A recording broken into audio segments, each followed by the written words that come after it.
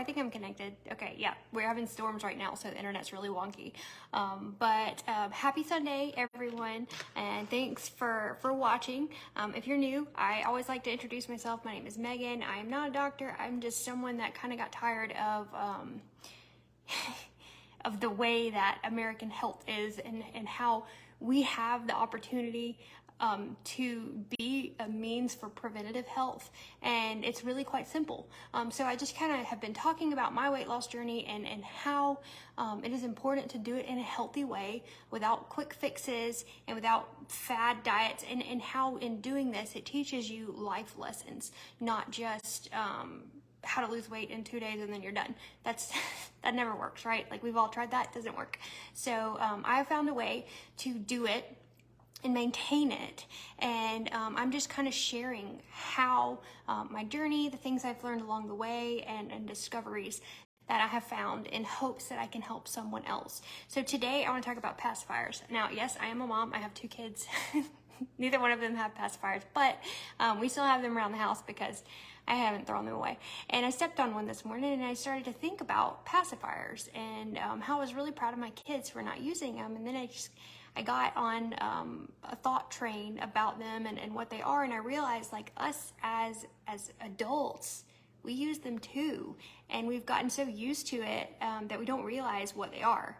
So what a pacifier is as an adult, they're assumptions and excuses. And I feel like today, especially in America, we have gotten so comfortable with our own opinions and our own assumptions and our own excuses that it is holding us back, and it's actually causing a decline in intelligence. And I mean, this is just something that I feel like I have seen, and I feel like it's scary. We kind of need to watch it, and so this is what I've learned about them. And I want to talk about in health and wellness, obviously, because that's what I do. I want to intertwine the two. So we use them. We use these pacifiers of assuming and excuses to temporarily comfort us when we feel uncomfortable. It's our go-to. When we're faced with something, let's say you go to the doctor and the doctor says, you've really got to do something about your weight, or you're going down a bad path. And you're sitting there and you're just like, well, being healthy is too expensive. I can't do it. I can't do it. You're assuming that being healthy is too expensive and you can't do it. And you're making an excuse to pacify the reason why you have already decided to give up in your head. What I want to teach you is how to undo that. What I want to teach you is how to use your own brain instead of using that short, quick path and ending it and end a discussion, sticking that pacifier in your mouth and it's done, it's over. It's really important that we overcome that. It's really important that we put the pacifiers down. And here's why. I'm going to use this example. So let's say eating healthy is more expensive. Let's use this excuse. So processed foods are cheaper, right? Like, you can go get 4 bags of chips for the price of a fruit tray and some apples and bananas and all of that stuff that's already kind of prepackaged and easy for you. Still convenience, just like the processed food, but it's more expensive, right? Okay, listen to this. So those processed foods, those chips, they're formulated to where you are going to crave more. Talked about this before. Literally on the Lay's bag, it says, or I think it's Ruffles, one of them, it says, I bet you can't just have one, or bet you can't have just one, something like that. It's telling you right there, it's formulated to be an addictive substance. It's a food that has additives that is going to make you crave more. So with that being said, you're gonna go buy more and more and more and more. Okay, let's say you bought 2 bags of the chips because you knew that you love them and your family goes through them so fast, right? Compare that to a fruit tray, a family-sized fruit tray. Probably going to be the same, or you're going to save money. Compare it to the price of peanuts. You can get peanuts that are whole, still in the shell, super cheap. Much better option than that bag of chips. There are ways that you can eat healthy even when you're financially stressed and you feel like when you go to the grocery store, you have to get cheap things, there are ways around it. You just have to open your eyes to see that. Food, processed food, the more you crave, the more you buy, the more that adds up, and the more that equals or goes over the price of what eating healthy essentially would have done. Because when you're filling your body with fruits and vegetables and whole grains and nuts and good healthy things, good proteins, eggs, fish, steak, chicken, when you're putting the whole things in you, you're not going to crave more because your body's going to be satisfied. It's going to be like, oh, I know what this is. I know what to do with this protein. Oh, I know what to do with this kind of sugar because it's not processed. I know what to do with this salt, and I know how to combine it with this water, and I know what to do with this. Your body's going to start feeling better, and it's going to start feeling more complete, and you're not going to crave more of the junk. You're going to be satisfied with what you ate.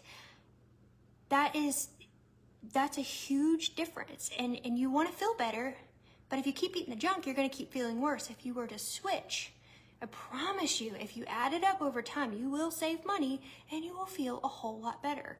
And the better you feel, I'm not saying like you just jump into this. This is a slow process. It's a lifestyle.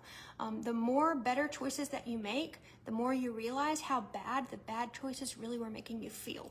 And then over time, it becomes easy to put the pacifier down because you don't need it anymore. So another thing, let's go into excuses. All right, I don't know where to start. I don't know what healthy foods to look for. I don't know what healthy foods are. I don't know where to start. So I'm just not. It's not easy. Our brains are wired to go to the easiest path. But we have to stop that, and we have to realize that sometimes overcoming that obstacle is what's going to get us to the next goal, what's going to get us what we truly need and what we truly want. So let's take that excuse and let's do the fact. There are apps that literally tell you what to eat and what not to eat. You can plug it in. It's going to tell you what's good for you and what's not good for you. It's super easy. Literally, I use MyFitnessPal. I use the free version. I don't have to wonder about food. If I'm wondering, I just type it in. It tells me, hey, this is good for you. Hey, this is not good for you. I make my decision. It's that easy. Another thing, there's tons of educational videos on here. There are plenty of YouTubers. There's plenty of people on Facebook, Instagram. You can follow them, and they even have diet plans like planned out for your whole month. You can even use the chat AI, the chat GPT, to plan you a healthy grocery list. There are things out there that make it so simple now. That's really not a good excuse anymore. It's really not. So if you don't know where to start, pick something. Pick any one of those things. Pick me, pick a YouTube channel, pick a blogger, there's plenty of things out there. Just pick one. Just pick one and start. Like I was talking with the assumptions, it's not just when you start, you'll keep going. If you don't start, you're never gonna move. So you're never gonna get anywhere good if you keep with the pacifiers of assuming and excuses. Now let's kind of talk about the danger of those two things, and I'm being super, super real on this video because I've worked in the healthcare field for quite a while, and I see a lot of people that just come in and they want Band-Aids. They want a prescription for this, they want a prescription for this, and they come in and they know the prescription. First of all, like y'all, if you did that much research, you could have researched healthy alternatives to this condition that will fix it permanently. I mean, you don't just walk in and say, hey, I need this shot for diabetes. I need to lose weight, and I saw so-and-so do it. That's not okay. That is not okay. That is not healthy. And down the road, are you going to regret that decision, or are you going to be proud of it? Because I guarantee if you do that quick fix and then you come off that quick fix, not only are you probably going to have long-term effects, you're also probably going to gain the weight right back.